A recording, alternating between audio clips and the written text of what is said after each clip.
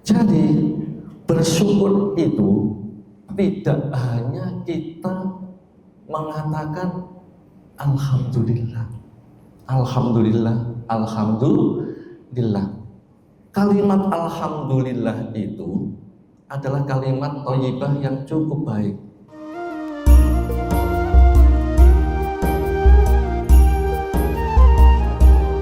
Alhamdulillah, alhamdulillahilladzi an'ama alaina bi ni'matil imani wal islam wa ja'alana fis sihhati wal afiyah.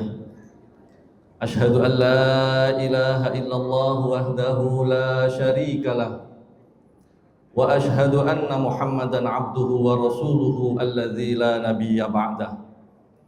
Allahumma salli wa sallim wa barik ala sayyidina Muhammadin wa ala alihi wa sahbihi wa man tabi'ahum bi ihsanin ila yaumiddin, amma ba'du.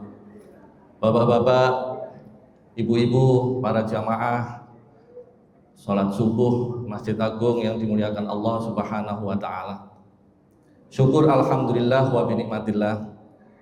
Pagi hari ini kita patut bersyukur kepada Allah Subhanahu wa taala karena kita masih bisa bertemu lagi, bisa berkumpul lagi, bisa bersilaturahim lagi, dan yang tidak kalah pentingnya kita bisa mengaji kembali di majelis yang mulia ini.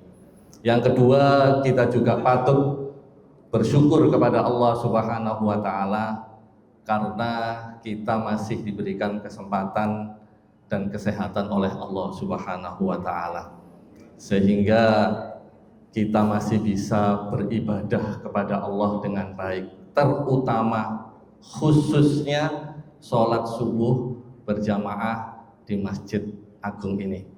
Dan yang ketiga, kita juga patut bersyukur karena kita masih bisa bersyukur.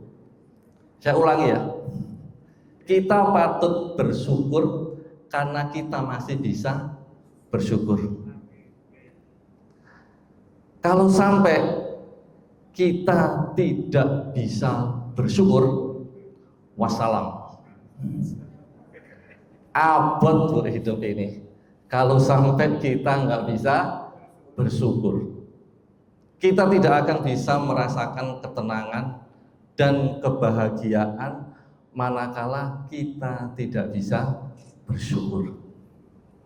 Orang itu, bapak-bapak, ibu-ibu, kalau tidak pandai bersyukur, maka hati ini gampang sesek, hidup ini gampang sumpah, gampang ngersuluh. Orang yang tidak pandai bersyukur itu seperti orang yang minum air laut. Semakin diminum semakin haus, gak pernah ada puasnya, gak pernah ada cukupnya, kurang terus. Meskipun duitnya banyak, apalagi gak punya duit, tambah sumpek. Makanya syarat untuk hidup ini bisa tenang dan bisa bahagia, salah satunya adalah kalau kita pandai bersyukur kepada Allah Subhanahu wa taala. Para jamaah yang dimuliakan Allah Subhanahu wa taala, menjadi orang yang bersyukur itu enggak gampang. Sulit. Bersyukur itu gampang diucapkan, tapi sulit untuk dipraktekkan. Sawangane gampang, tapi ternyata wangel. Itulah bersyukur. Sawangannya gampang, tapi wangel bersyukur itu. Untuk bisa menjadi orang yang pandai bersyukur itu perlu ilmu, perlu riyadhah, perlu latihan. Saya ingin memberikan dua pertanyaan untuk bapak-bapak, ibu-ibu. Gampang-gampang pertanyaannya. Kira-kira bersyukur itu amalan baik atau amalan buruk? Gampang kan pertanyaannya kan ya? Karena bersyukur itu amalan baik, maka dia butuh dilatih. Masih ingat kata-kata saya yang pernah saya sampaikan dulu? Kebaikan itu harus dilatih dan dipaksakan dan dipaksakan. Itu kalau kebaikan. Tapi kalau keburukan tidak perlu dilatih, tidak perlu dipaksakan, wis iso-iso dewe. Itu keburukan. Malas perlu dilatih? Nggak perlu. Ngersolo nggak perlu dilatih. Marah, iri, dengki, riba, ngerasani, itu semua tidak perlu dilatih. Masa ngerasani perlu latihan? Nggak perlu latihan kan ya? Nggak ada ilmunya. Wis iso-iso dewe. Gitu nggih ibu-ibu nggih? Perlu dilatih nggak ngerasani itu? Wis iso-iso dewe. Nggak perlu latihan. Tapi kalau kebaikan bapak-bapak, ibu-ibu, jangan coba-coba. Kebaikan itu harus dilatih dan dipaksakan. Kalau kebaikan tidak dilatih dan dipaksakan, tidak bisa istiqomah. Itulah perbedaan antara kebaikan dengan keburukan. Keburukan tidak perlu dilatih, kebaikan harus dilatih. Pertanyaan pertama. Pertanyaan yang kedua, mana yang lebih berat? Ujian syukur atau ujian sabar? Saya tanya sama ibu-ibu, lebih berat mana ujian sabar sama ujian syukur? Sabar. Bapak-bapak, mana yang lebih berat? Ujian syukur atau ujian sabar? Ada satu dua yang syukur, dua-duanya sabar, dua-duanya berat katanya. Nah ibu-ibu pasti jawabannya sama, ujian sabar. Ternyata para ulama itu sebagian besar menyatakan bahwa ujian syukur itu lebih berat daripada ujian sabar. Meskipun di dunia ini banyak yang diuji dengan kesabaran, tapi itu masih ringan dibandingkan dengan ujian kesyukuran. Makanya para ulama menyatakan ujian syukur itu lebih berat daripada ujian sabar. Karena ternyata banyak yang tidak lolos dengan ujian syukur daripada yang lolos dengan ujian sabar. Rasulullah itu pernah berdiri Pak di depan pintu neraka, di depan pintu surga, maaf. Ternyata yang masuk itu sebagian besar adalah orang miskin. Begitu dia berdiri, beliau berdiri di depan neraka, ternyata yang paling banyak itu adalah para wanita. Loh, enggak, ini saya ngomong hadis ini dalam adanya ya. Nah, kenapa? Karena memang yang diuji syukur berhasil lolos dia dengan ujian kesabaran. Dan perempuan banyak karena memang gagal pada ujian kesyukuran. Bapak-bapak ibu itu mungkin pernah dengar kisah tentang Sa'labah bin Hatib. Pernah dengar ya? Kalau sudah pernah suruh ngomong wis. Sa'labah bin Hatib itu dulu itu adalah orang miskin. Tapi dengan kemiskinannya dia sabar. Dia tidak pernah meninggalkan sholat berjamaah bersama Rasulullah di shaf pertama 5 waktu. Tapi ada kekurangan dari Sa'labah bin Hatib. Sa'labah bin Hatib itu nggak pernah wiridan. Begitu salam, plencing, namanya lamcing. Salam langsung plencing. Kelemahan Sa'labah bin Hatib seperti itu. Sampai Rasulullahnya dipegang sama Rasulullah. Wahai Sa'labah, kenapa? Kok jenengan itu kok nggak pernah wiridan? Bareng-bareng doa wiridan sebentar. Apa jawaban Sa'labah bin Hatib? Maaf ya Rasulullah, baju untuk sholat saya ini cuma satu, gantian sama istri saya yang lagi nunggu di rumah. Bajunya cuma satu Pak. Masya Allah. Ada tak orang seperti itu sekarang? Nggak ada. Wadah, naik kandung pengajian, gantinya baju-baju, seragamnya lo ada 10. Ini Sa'labah bin Hatib satu doang. Akhirnya dia pulang gantian dengan istrinya dikasih baju untuk sholat. Suatu saat Sa'labah bin Hatib minta doa sama Rasulullah, ya Rasulullah, tolong ya Rasul doakan supaya saya menjadi orang kaya. Rasulullah enggan menjawab, engkau tidak akan mampu wahai Sa'labah. kau tidak akan mampu. Begitu didesak terus, akhirnya Rasulullah memberikan doa kepada Sa'labah. Akhirnya benar Pak, Sa'labah menjadi orang kaya. Singkat cerita, begitu Sa'labah kaya, apa yang terjadi? Ibadahnya merotoli Pak, menurun Pak. Sholatnya itu yang biasanya 5 waktu berjamaah bersama Rasulullah, satu persatu merotoli. Akhirnya dia tidak pernah sholat berjamaah di masjid, entah itu gengsi, entah itu sibuk dengan kekayaannya. Ada dua Pak, bisa karena gengsi ke masjid, bisa karena dia sibuk dengan kekayaannya. Itulah kelemahan orang yang kaya itu. Orang yang punya jabatan, orang yang kaya itu susah ke masjid, dua alasannya, entah itu gengsi, entah itu sibuk dengan kekayaan atau jabatannya. Sa'labah akhirnya nggak pernah sholat berjamaah di masjid. Sampai pada puncaknya Sa'labah itu tidak mau membayar zakat. Karena dia menganggap bahwa kekayaannya itu adalah hasil jeripayahnya sendiri. Tidak ada kaitannya dengan Allah. Akhirnya dia meninggal dalam kondisi celaka, dalam kondisi kufur nikmat. Tuh bener kan? Ujian syukur itu lebih berat daripada ujian sabar. Makanya sing gak duit-duit sing sabar. Karena itu masih enteng. Gak usah ini dengan orang yang kaya. Ujian orang kaya itu berat. Berat. Karena banyak yang gak lolos. Wis sudah diterima aja apa adanya. Yang dikasih ujian kaya ya bersyukur, yang dikasih ujian miskin ya sing sabar. Para jamaah yang dimuliakan Allah Subhanahu wa Ta'ala, memang banyak orang yang ketika diuji dengan penderitaan, kesusahan, kesakitan, dia mampu bersabar, dia dekat dengan Allah. Tapi begitu dia diuji dengan kekayaan, kesuksesan, kesehatan, dia lupa, tidak sadar, akhirnya dia terjatuh ke dalam kekufuran.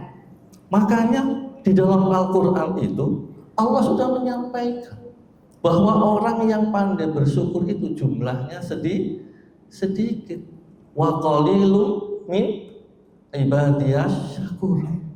Dan sedikit di antara hamba-hambaku itu yang bersyukur. Cocok kan ya? Jadi ternyata ujian syukur itu lebih berat daripada ujian sabar. Sawangane gampang, ternyata sulit, uangnya. Ustadz mau tanya, lalu gimana sih caranya agar kita itu termasuk golongan orang-orang yang bersyukur? Bagaimana sih caranya bersyukur yang baik dan benar itu? Kira-kira kita selama ini sudah bersyukur apa belum? Jadi bersyukur itu tidak hanya kita mengatakan alhamdulillah, alhamdulillah, alhamdulillah. Kalimat alhamdulillah itu adalah kalimat thayyibah yang cukup baik, amalan yang cukup baik, pahalanya besar. Kalau bisa ibu-ibu dawamkan, dilatih setiap hari untuk mengatakan alhamdulillah. Tapi alhamdulillah toh tidak cukup dianggap sebagai bersyukur. Enggak cukup. Untuk kita dianggap sebagai hamba yang bersyukur itu enggak cukup hanya sekedar alhamdulillah. Bahkan sekarang itu bapak-bapak, ibu-ibu, orang yang bisa mengatakan alhamdulillah itu banyak, tapi arahnya enggak jelas. Saya itu punya banyak teman yang non muslim, kalau ngomong alhamdulillah itu fasih Pak. Gimana kabarnya bro? Alhamdulillah sehat. Dan itu setiap hari ngomong seperti itu. Tak kira dia sudah jadi mu'alaf, ternyata masih tetap bukan mu'alaf, dia masih bukan orang Islam. Setiap kali ketemu, gimana? Alhamdulillah, alhamdulillah. Jadi dia non muslim tapi fasih dengan alhamdulillah. Arahnya nggak jelas. Ada satu kisah, biar nggak ngantuk ibu-ibu, bapak-bapak. Ada seorang transgender, apa transgender itu ya? Banci ya. Namanya Surti. Nama aslinya itu Surtono. Dipanggil Surti. Suatu hari Surti ini bertemu dengan Pak Haji. Karena dia mulai sadar, Pak Haji, alhamdulillah saya sudah sadar. Alhamdulillah Pak Haji, saya sudah sadar.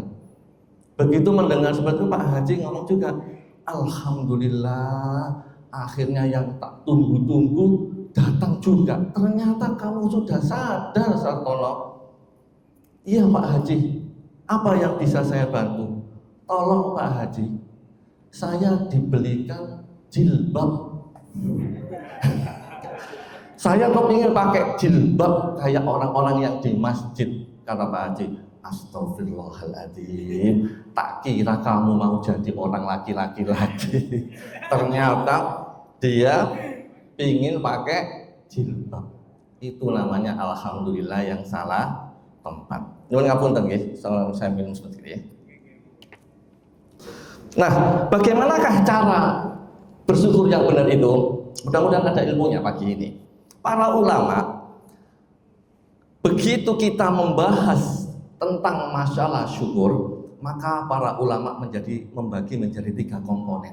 Dan 3 ini harus ada, Pak, Bu, kalau kita mau bersyukur kepada Allah.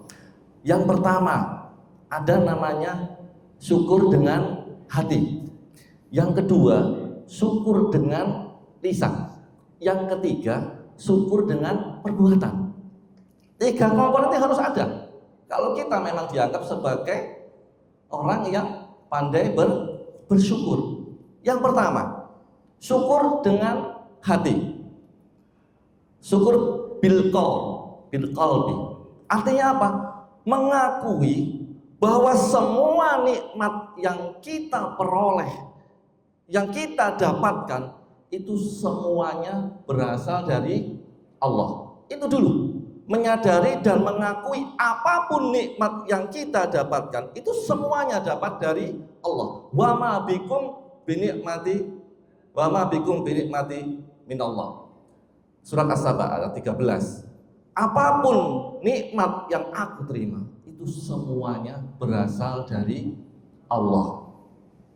Mobil dari Allah, rumah dari Allah, anak dari Allah, kesehatan dari Allah, jilbab dari Allah, kacamata dari Allah, semuanya dari Allah. Inilah landasan utama untuk kita disebut sebagai orang yang bersyukur, mengakui dan menyadari bahwa semua yang kita miliki ini adalah milik Allah dan dari Allah.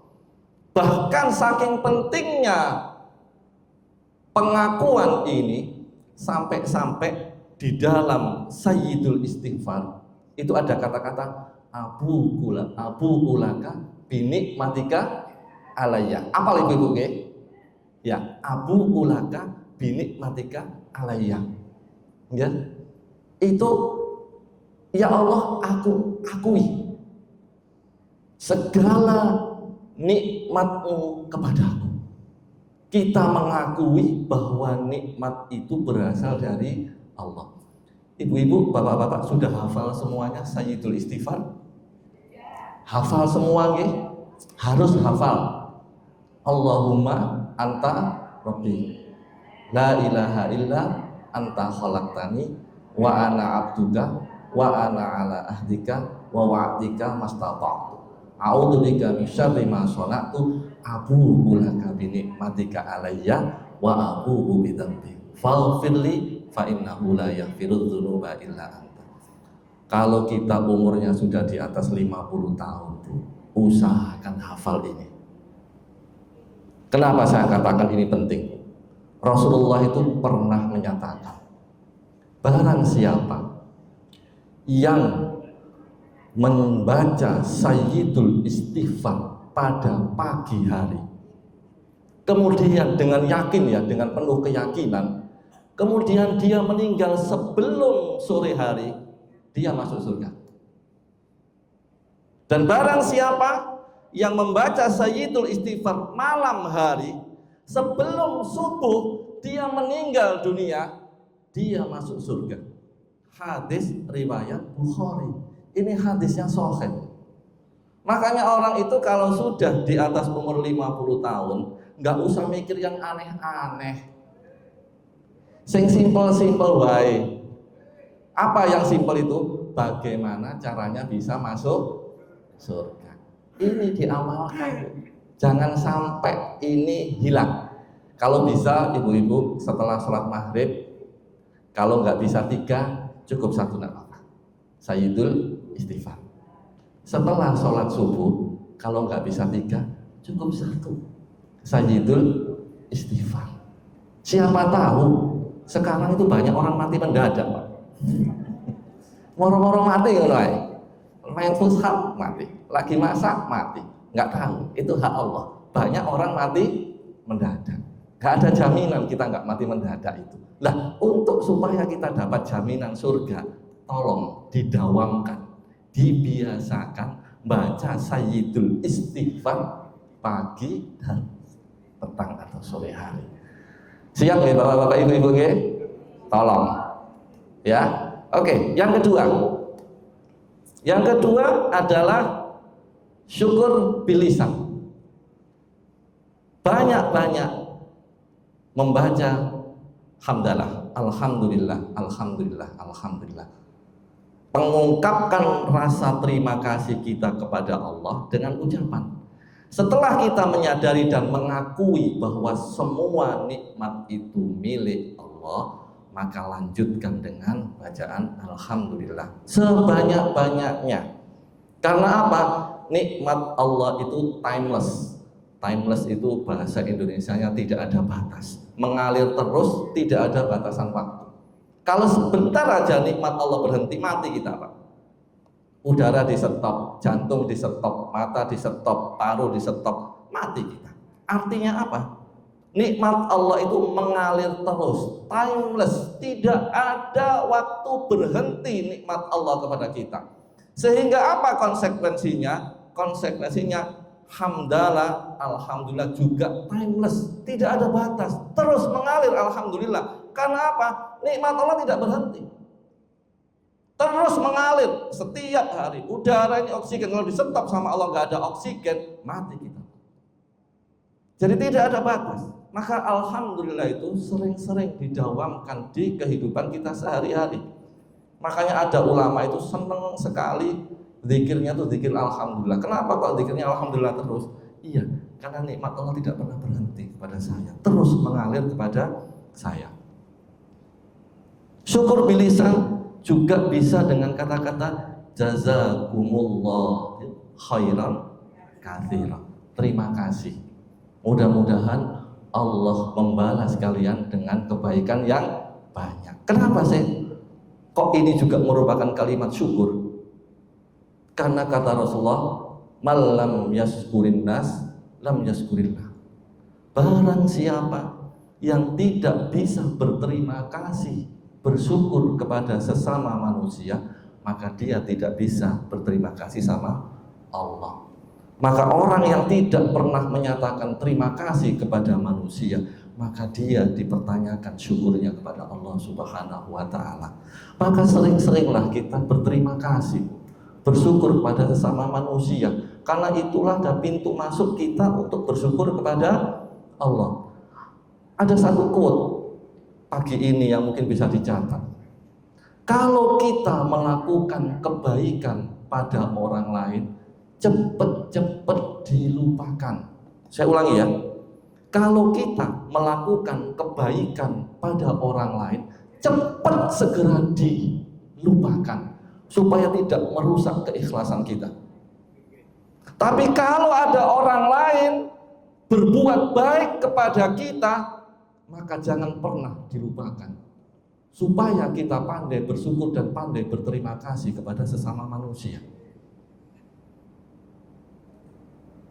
Ingat ya, kalau kita berbuat baik kepada manusia, cepat segera dilupakan supaya tidak merusak keikhlasan kita.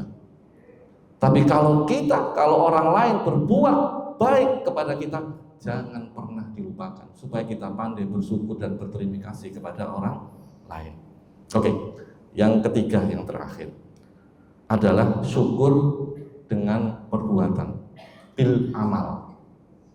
Artinya apa? Kita menggunakan nikmat yang diberikan oleh Allah itu sesuai dengan peruntukan yang diinginkan oleh Allah. Artinya apa? Kita diberikan nikmat oleh Allah, gunakan untuk ketaatan kepada Allah. Semakin kita dapat nikmat, semakin kita taat kepada Allah Subhanahu wa ta'ala. Kita dapat mobil, maka semakin kenceng ketaatan kita, ibadah kita. Tahajud kita semakin kenceng, semakin banyak rakaatnya, semakin istiqomah. Kita dapat uang banyak, maka semakin kita rajin berjamaah, semakin rajin kita baca Al-Quran, semakin rajin kita bersedekah. Itu artinya begitu kita dapat dalam kehidupan kita nikmat, maka iringi dengan peningkatan ketakwaan kepada Allah Subhanahu wa ta'ala. Jadi inilah 3 komponen kita disebut sebagai orang yang pandai bersyukur. Selanjutnya, apa sih efek, dampak positifnya, manfaatnya kalau kita itu pandai bersyukur? Ada 3, Bu. Yang pertama, kalau kita pandai bersyukur, maka kita akan bisa merasakan nikmat dan manisnya, lezatnya dari nikmat itu. Kalau kita tidak bersyukur, apapun yang kita miliki tidak ada rasanya. Kalau kita bersyukur, maka kita bisa merasakan ketenangan dan kebahagiaan dari rasa syukur itu. Yang kedua, syukur itu adalah pengikat nikmat. Biar nggak cepat lepas dari kita, maka banyak-banyaklah bersyukur. Dan yang ketiga, syukur itu pengundang nikmat. Pengundang nikmat. Kalau kita dapat nikmat, kemudian kita bersyukur, maka kita akan mengundang nikmat-nikmat yang lainnya, beranak pinak, berkembang biak, sesuai dengan firman Allah di dalam surat Ibrahim ayat 7.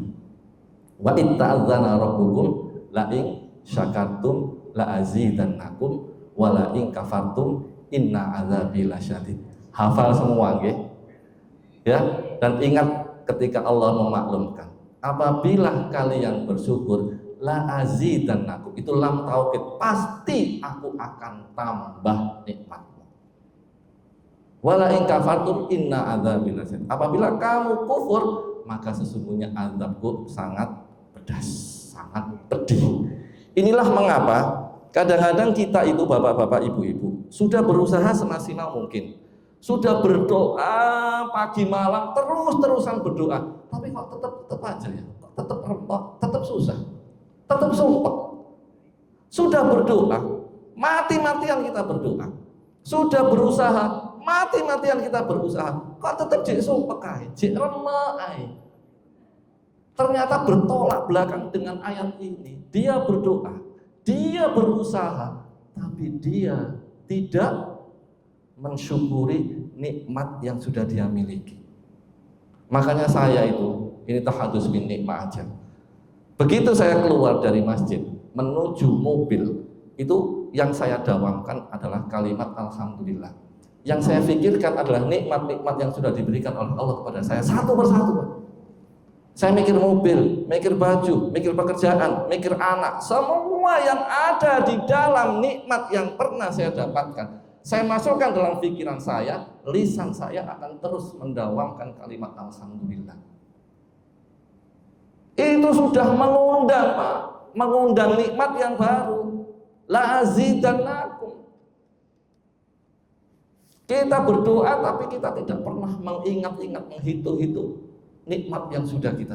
Saya sholat berjamaah itu kita syukuri supaya saya tetap sholat berjamaah. Sholat berjamaah itu nikmat, termasuk dalam pikiran saya, alhamdulillah saya diberikan kesempatan Allah sholat berjamaah, itu nikmat, itu masuk pikiran saya alhamdulillah. Itu terus, Pak. Itu salah satu cara kita selain berdoa untuk mengundang nikmat baru. macam-macam. Tapi kita kalau tidak mau mensyukuri, tidak mau mengakui abu laka bi nikmatika alayya, maka susah kita untuk mendapatkan tambahan nikmat dari Allah Subhanahu wa taala. Maka sering-seringlah bersyukur. Syukuri, dapat jilbab, disyukuri, dapat jilbab baru nanti. Dapat baju, disyukuri, dapat baju baru lagi nanti. La azidannakum, akan ditambah sama Allah. Tapi syukuri dulu. Jangan dikufuri, jangan dilalaikan gitu aja. Wis opo sih iki? Jangan. Sekecil apapun nikmat itu diingat, disadari, disyukuri. Maka la azidannakum, akan ditambah oleh Allah Subhanahu wa taala. Saya tutup dengan satu kisah. Suatu hari Nabi Musa alaihissalam itu pernah didatangi oleh orang miskin, bapak-bapak, ibu-ibu. Orang miskin pakainya pakai compang-camping lusuh, kelihatan miskin sekali. Datang kepada Nabi Musa, "Ya Nabi Allah, tolong doakan untukku, minta kepada Allah supaya aku dijadikan orang kaya." Apa jawaban Nabi Musa? "Wahai saudaraku, baik, mulai sekarang tolong kamu harus pandai-pandai bersyukur kepada Allah." Kecewa Pak orang miskin tadi, Pak, dijawab seperti itu tadi, rotok gerutu. Wong kita jaluk dikai kekayaan kok dikongkon bersyukur. Apa yang mau saya syukuri Nabiullah? Apa yang mau saya syukuri? Akhirnya orang itu meninggalkan Nabi Musa dengan perasaan kesal. Kita minta doa kok disuruh syukur. Jawaban Nabi Musa, pandai-pandailah bersyukur. Syukurlah apa yang kamu punya. Tidak didoakan, cuma itu aja jawabannya. Di lain waktu Nabi Musa ketemu lagi dengan orang, tapi orangnya kaya raya, Pak. Orang kaya raya ini minta sama Nabi Musa, "Ya Nabiullah, tolong ya Nabiullah, mintakan sama Allah supaya saya ini menjadi orang miskin." Aneh permintaannya. Supaya saya jadi orang miskin, supaya saya tidak disibukkan dengan kekayaan saya dalam beribadah ini. Apa jawaban Nabi Musa? "Baik, mulai sekarang tolong kamu jangan bersyukur sama Allah." Protes juga orang ini. Wah, gimana Nabi Musa ini? Saya minta doakan kok malah disuruh tidak boleh bersyukur. Bagaimana mungkin saya tidak bersyukur, Nabi Musa? Wong saya ini sudah dikaruniai oleh Allah banyak nikmat kok. Saya dikasih mata, saya bisa melihat. Saya bisa dikasih telinga, saya bisa mendengar. Saya dikasih tangan, saya bisa bekerja. Saya dikasih kaki, saya bisa berjalan. Nggak mungkin, impossible katanya. Nggak mungkin, saya tidak bersyukur, nggak mungkin. Beberapa saat kemudian terjadi perubahan yang sangat mencolok, Pak, pada keduanya.